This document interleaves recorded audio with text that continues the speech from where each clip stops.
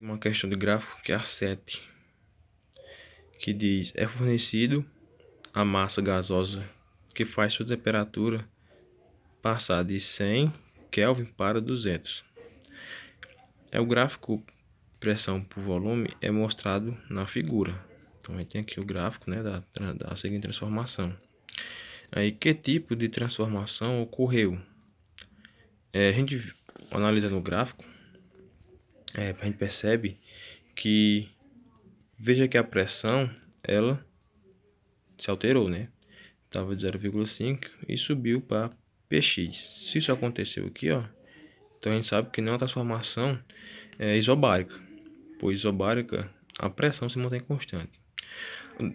A gente lendo o enunciado, a gente percebe que a temperatura mudou de 300 Kelvin para 1200, ou seja, é uma transformação que não é a isotérmica, pois variou temperatura, variou pressão.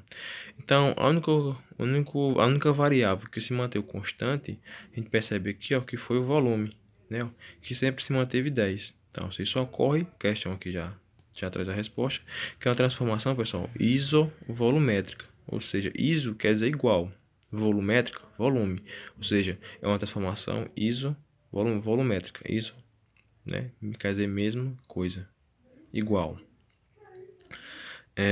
E a questão, a alternativa B, pergunta qual é a pressão final desse gás. Então, veja aqui, no caso, a gente vai encontrar o Px, pressão final. Então, como a gente procede nesse tipo de questão? Da mesma forma que as questões anteriores. A gente sabe que a lei geral dos gases, né? A gente já tem, inclusive, até um macete, né? Macete esse, pessoal, que é o conhecido aí pelos vestibulandos como pivot povotó, né? Então, antes de resolver o problema, é bom ter alimento já.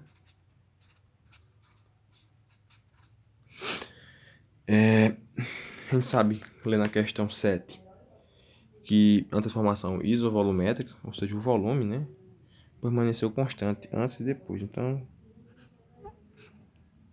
a equação agora fica somente P1 sobre T1 igual a P2 sobre T2.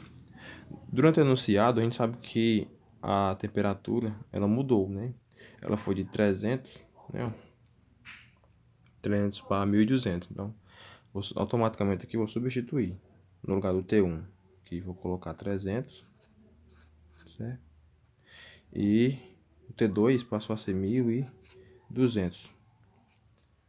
Aí quer saber a pressão inicial e final. Então, para a gente saber, a gente vai vir aqui no gráfico, a gente vai saber que a pressão saiu de 0,5 para Px, ou seja, a pressão inicial, P1, é 0,5. 0,5. E o P2, no caso lá, pessoal, é a final, ou seja, é o Px. Chegando aqui nessa equação, o que a gente pode fazer? A gente quer isolar o Px, né? Que é a pressão final. Simplesmente, o que a gente pode fazer? A gente pode... esse 1200 aqui está dividindo, vai passar multiplicando. Então, Px vai ser igual a 0,5 vezes 1200 dividido para 300. 0,5 vezes 1200, pessoal, vai ser 600. Por quê? Porque 0,5 é a mesma coisa que 1 meio. E 1 meio vezes 1200, vou fazer 1 vezes 1200 dá 1200, né? Dividido para 2 vai dar 600. Então tá aqui, dividido por 300.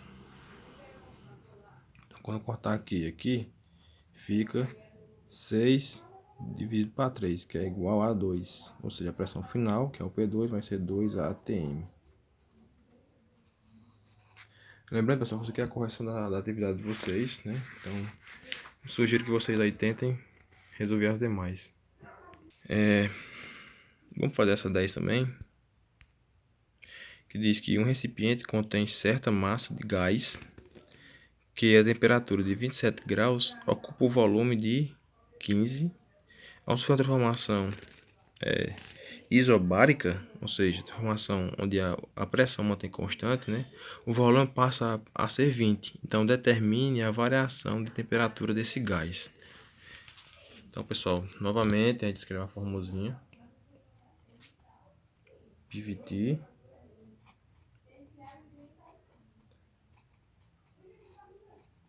por voltar.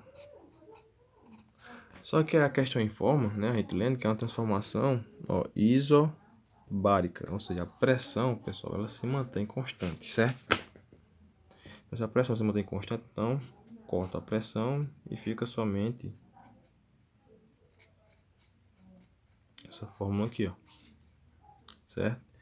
E a gente vai agora extrair cada informação, onde que o volume inicial, a questão informa que é 15 e passa agora a ser 20. E a temperatura, né, que antes era 27 graus Celsius, né? E justamente agora ele está pedindo a temperatura final, que no caso seria o T2. Então, vou tirar aqui o V1, né? Que o volume inicial, a questão fala que ele tinha 15 litros, né? E o V2 seria o volume final, ou seja, passou agora a ser 20. E que a temperatura T1 é 27 graus. Só que esse 27 graus Celsius, pessoal, a gente não pode usar ele. A gente tem que transformar para Kelvin. Como é que a gente faz? Simplesmente soma com 273. Ao somar 273 com 27, vai resultar 300. 300 Kelvin quer saber o T2, né? Tá aqui, ó, a questão pede.